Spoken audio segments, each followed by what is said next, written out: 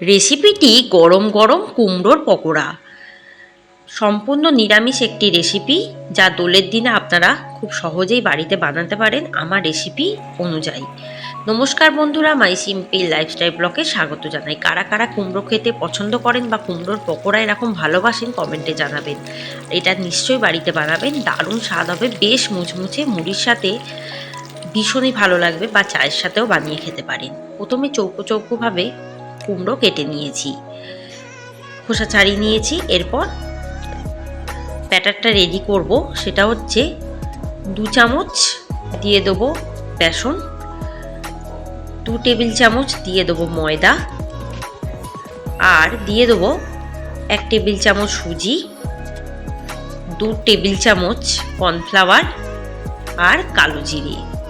তাহলে কি কি দিলাম? বেসন দিলাম, ময়দা দিলাম, সুজি দিলাম আর কর্নফ্লাওয়ার দিলাম। এবার সমস্ত উপকরণগুলোকে ভালো করে প্রথমে ড্রাইভাবে মিশিয়ে নেবো। এরপর দিয়ে দেবো নুন পরিমাণ মতো, আর দিয়ে দেবো চিলি ফ্লেক্স, দিয়ে এটাকে ভালোভাবে মিশিয়ে নেবো।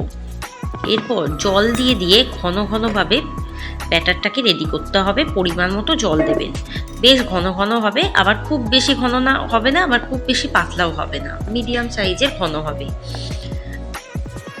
পরিমাণ মতো জল দিয়ে বেশ স্মুথভাবে পেস্টটা করতে হবে, যাতে কোনো রকম ডেলা পাকিয়ে না থাকে।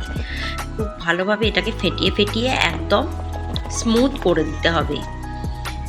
একটু মুচমুচে করার জন্য আমি দিয়ে দেবো 3 টেবিল চামচ সর্ষের তেল, দিয়ে আবারও এটাকে ভালো মতো মিশিয়ে দেবো।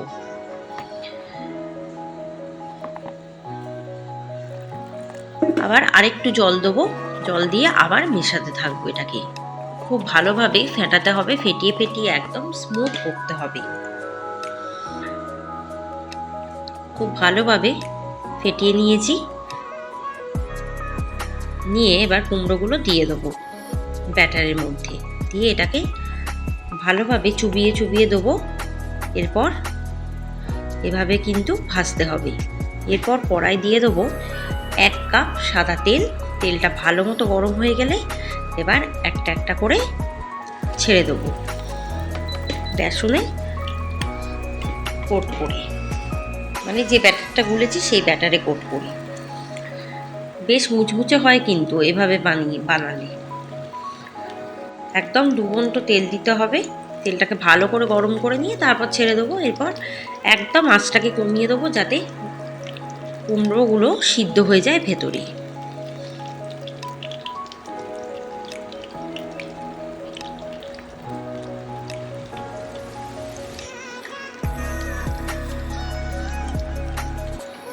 এবার আস্তে করে উল্টে দিতে হবে।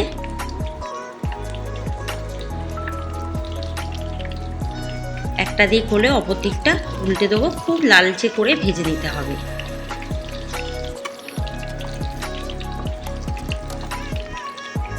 আঁচটাকে কম রেখে ভাজবো, তাহলে কি হবে,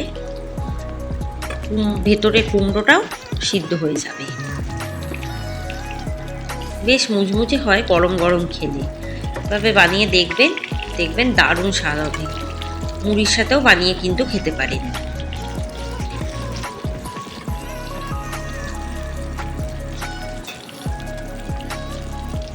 বাকিগুলো একইভাবে ভেজে নেব।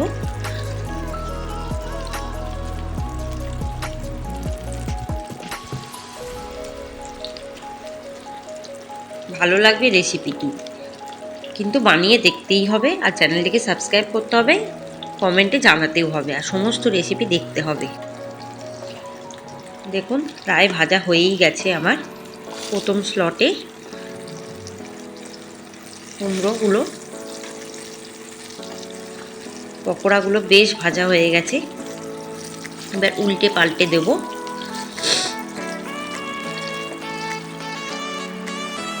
বাকিগুলো একইভাবে ভেজে নেব।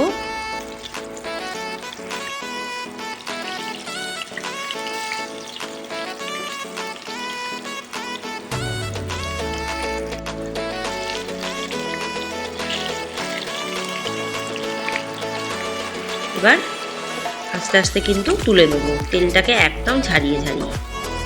বাকিগুলো ঠিক একইভাবে ভেজে নিতে হবে।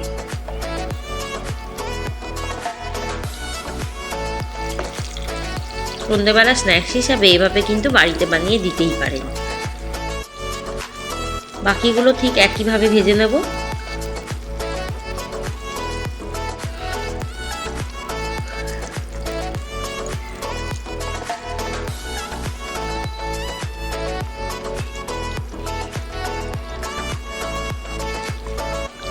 বাড়িতে অতিথি এলেও কিন্তু এভাবে ভেজে পরিবেশন করতে পারেন, তাদেরও খুবই ভালো লাগবে, বেশ মুচমুচে হবে খেতে। সম্পূর্ণ নিরামিষ, নিরামিষের দিনে তো অবশ্যই বানাতে পারেন। ঠিক একইভাবে ভাজতে হবে, বারে বারে এপিট ওপিট করে ভাজতে হবে, যাতে দু পিঠে খুব ভালোভাবে ভাজা হয় আর কুমড়োটাও ভেতরে ভেতরে সিদ্ধ হয়ে যায়।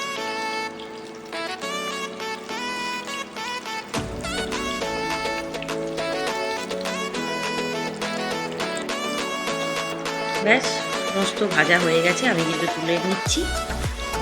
বাকিগুলো ঠিক একইভাবে ভেজে নেবো আর পরিবেশন করব। আমার সমস্ত রেসিপি দেখতে থাকবেন, ভালো থাকবেন, সুস্থ থাকবেন, সাবধানে থাকবেন। আমার চ্যানেলে অবশ্যই অবশ্যই চোখ রাখবেন আর চ্যানেলটিকে সাবস্ক্রাইব করে এগিয়ে নিয়ে যাবেন আর এই রেসিপিটি বানিয়ে দেখবেন। ধন্যবাদ।